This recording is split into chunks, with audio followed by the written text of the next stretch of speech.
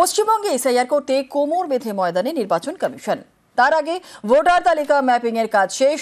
2002 সালের ভোটার তালিকায় যাদের নাম ছিল তাদের নাম কি এবারের ভোটার তালিকায় রয়েছে? থাকলে কতজনের নাম রয়েছে, কতজনের নাম বাদ গিয়েছে, এইসব মিলিয়েই দেখা হয়েছে।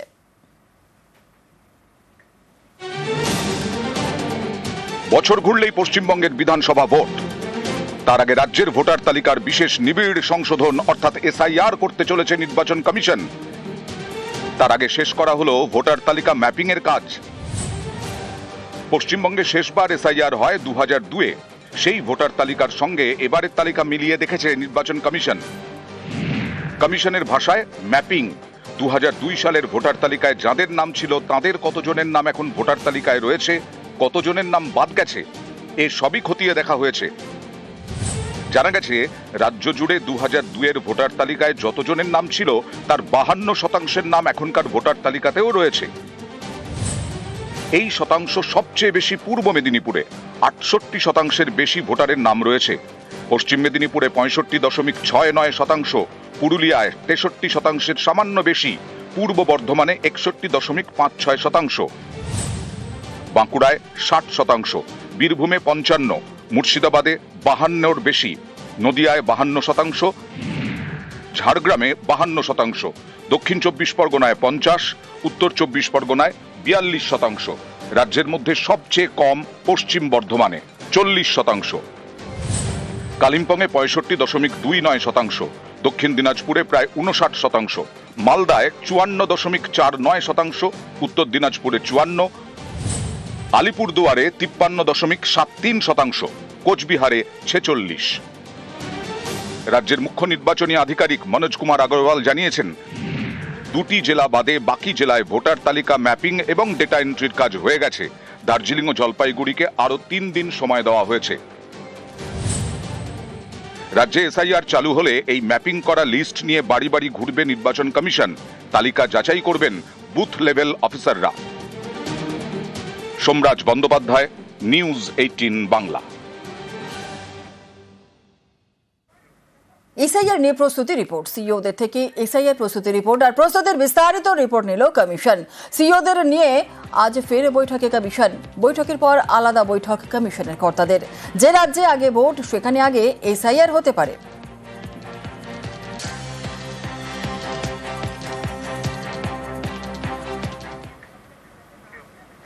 এসআইআর বিরোধিতায় তৃণমূলের সমাবেশ। নভেম্বরে দ্বিতীয় বা তৃতীয় সপ্তাহে হবে সমাবেশ। এসআইআর নিয়ে নেতা কর্মীদের টিএমসির বার্তা, এসআইআর বিরোধিতায় দিক নির্দেশে সমাবেশ। ব্লক ভিত্তিক কাজ বোঝাবে টিএমসির শীর্ষ নেতৃত্ব।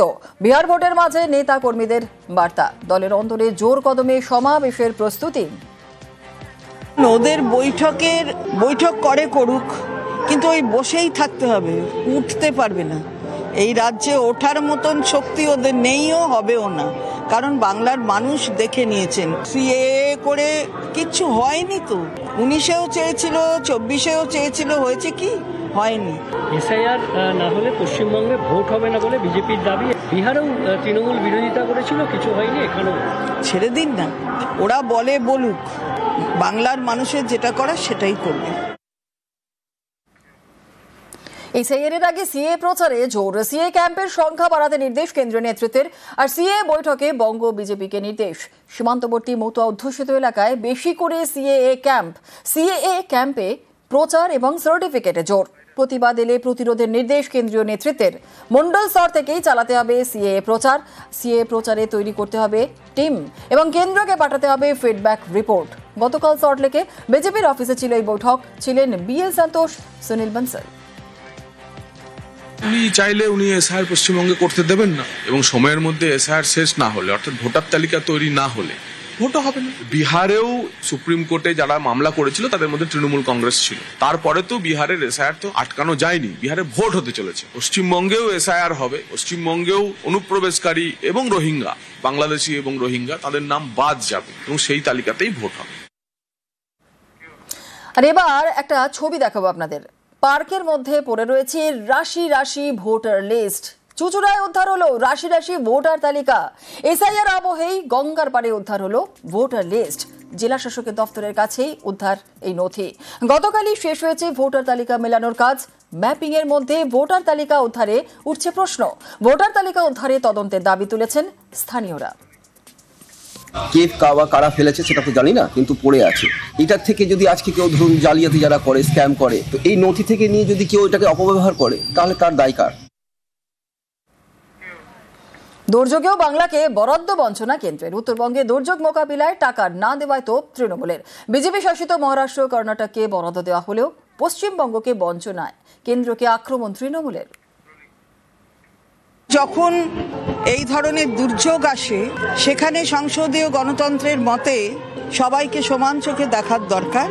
এমনকি যারা শাসন ক্ষমতায় থাকে তারা তো সকলের জন্য শাসন ক্ষমতায় রয়েছে, তাতে তো বিভাজন থাকা উচিত না।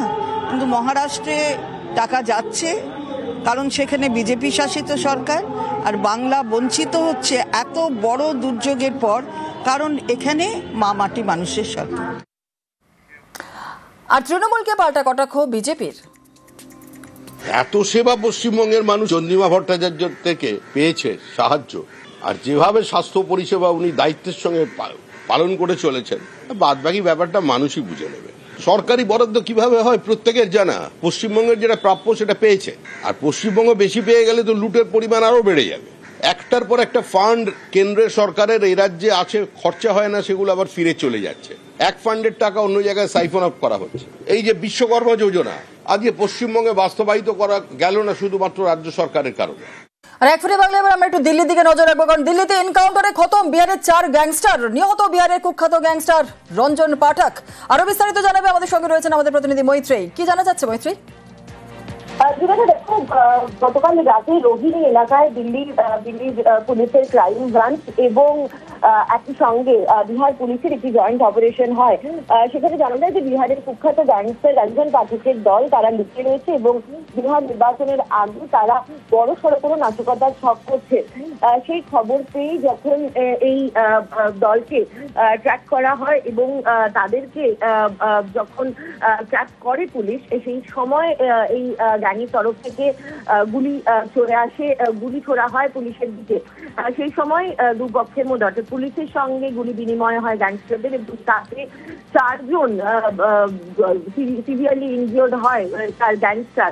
তার মধ্যে যারা রয়েছে রঞ্জন পাঠক রয়েছে, বিমলেশ মাহাতো রয়েছে যার 25 বছর বয়স, মানিশ পাঠক এবং আমান ঠাকুর। এই 4 জনকেই হাসপাতালে নিয়ে যাওয়া হলে তাদের মৃত বলে ঘোষণা করে। পুলিশের তরফ থেকে জানানো হচ্ছে যে আরো পরবর্তী তদন্ত হচ্ছে যে এরা বড় সড়ো কোন ধরনের নাশকতা করতে চাইছিল এবং বিহার নির্বাচনের আগে কি ধরনের কি প্ল্যান ছিল সেই বিস্তারিত সবকিছু খতিয়ে দেখা হচ্ছে। বেশ, ধন্যবাদ।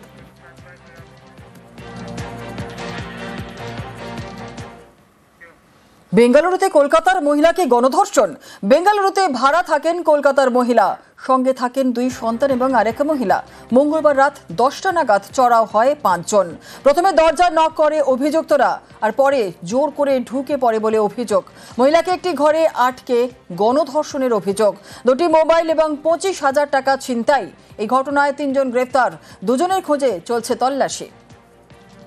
Essentially, it's a case of gang rape along with dacoity as well. They have also taken away 2 mobile phones and 25,000 rupees cash that was there in the house. After speaking to the victims and also all the people who were there in that house, we also ensured that total 5 people who had come to this particular site when this offence happened. 3 accused have been secured in this particular case. Another 2 more to go.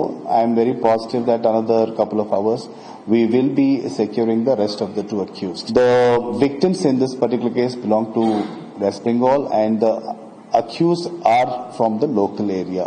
কালীপুজোয় এসপির বাংলোর কাছে শব্দবাজি ফাটানোয় লাঠি পেটা। কোচবিহারের police সুপারের বিরুদ্ধে মারধরের অভিযোগ। মঙ্গলবার তার বাংলোর কাছেই বিক্ষোভ দেখান স্থানীয়রা। তাদের মধ্যে 10 জনকে গ্রেফতার করে পুলিশ। আর এই নিয়ে রাজনীতির হাওয়া গরম।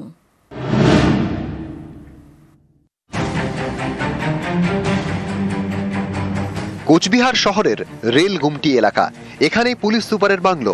সোমবার কালীপুজো রাতে এসপির বাংলোর কাছে শব্দবাজি ফাটাচ্ছিলেন স্থানীয় কয়েকজন। অভিযোগ, এর জন্য তাঁদের লাঠিপেটা করেন কোচবিহারের এসপি। এ নিয়ে পরের দিন অর্থাৎ মঙ্গলবার এসপি বাংলোর কাছে বিক্ষোভ দেখান স্থানীয়রা। 10 বিক্ষোভকারীকে গ্রেফতার করে পুলিশ।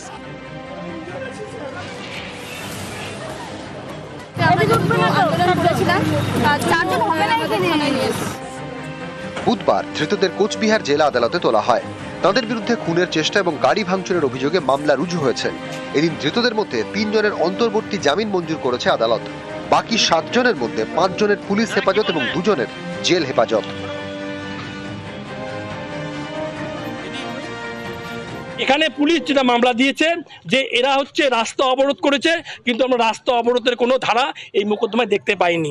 পুলিশ মামলা দিয়েছে এরা নাকি খুন করবার উদ্দেশ্যে ওখানে জড়ো হয়েছিল এবং কিছু পুলিশ কর্মীকে মারধর করেছিল, সরকারি কাজে বাধা দিয়েছিল এবং পুলিশের গাড়ি ভাঙচুর করেছিল, কিন্তু পুলিশ সিজার লিস্টে সেই সমস্ত কিছু পাঠায়নি। এই ঘটনা ঘিরে রাজনীতির হাওয়া গরম। ময়দানে নেমেছে বিজেপি। বুধবার কোতোয়ালি থানার সামনে তারা বিক্ষোভ দেখায়।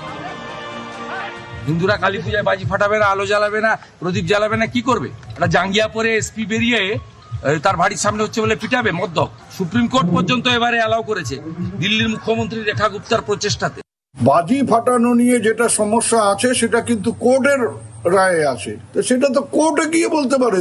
এই ধরনের কথাবার্তা যে বলে তার মস্তিষ্কের সুস্থতা সম্বন্ধে সবসময় একটা সন্দেহ থাকে। কোচবিহার থেকে শুভঙ্কর সাহা, নিউজ 18 বাংলা।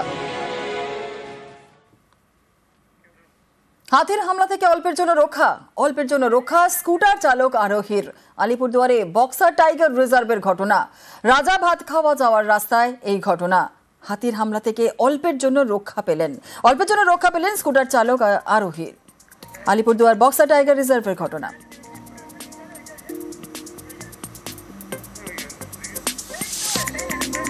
দেখলেন অল্পের জন্য রক্ষা স্কুটার চালক আরোহীর। হাতির হামলা থেকে অল্পের জন্য রক্ষা।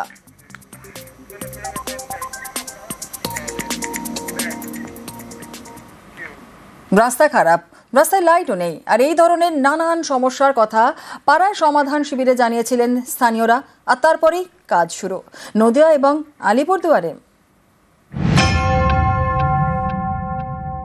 পাড়ার সমাধান ক্যাম্পে জানিয়েছিলাম, তারপরে এরা মিটিং বসিয়ে এটা রাস্তাটা হচ্ছে, আজকে কাজ শুরু হলো। আমরা খুব খুশি। আমাদের পাড়া আমাদের সমাধান রাজ্য সরকারের প্রকল্প। পাড়ায় পাড়ায় শিবির। সরকারি এই ক্যাম্পে গিয়ে এলাকার রাস্তা, জল, আলো এবং নিকাশির মতো নানা সমস্যার কথা জানিয়েছিলেন নদিয়ার বাসিন্দারা। তারপরেই কাজ শুরু।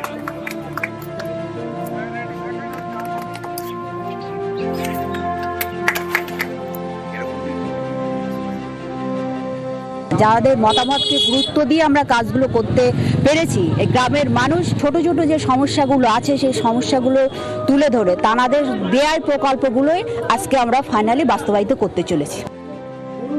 নদিয়া জেলায় মোট বুথ 4686। সব বুথেই আমাদের পাড়া আমাদের সমাধান প্রকল্পের ক্যাম্প বসে। অভিযোগ জমা পড়ে ভুরি ভুরি। সমস্যার সমাধানে 17 অক্টোবর থেকে একাধিক বুথে কাজ শুরু হয়ে গিয়েছে। রাস্তা সারানো, রাস্তায় আলো বসানো হচ্ছে। মোট 1427টি প্রকল্পের কাজ চলছে বলে জেলা প্রশাসনের দাবি। প্রায় 1014 মতন আমরা একসাথে স্টার্ট করছি। এইগুলি মানে আরও সব টেন্ডার প্রসেসগুলি চলছে, তো এইগুলি আশা করছি আমরা জানুয়ারির মধ্যে সব করে দেবো।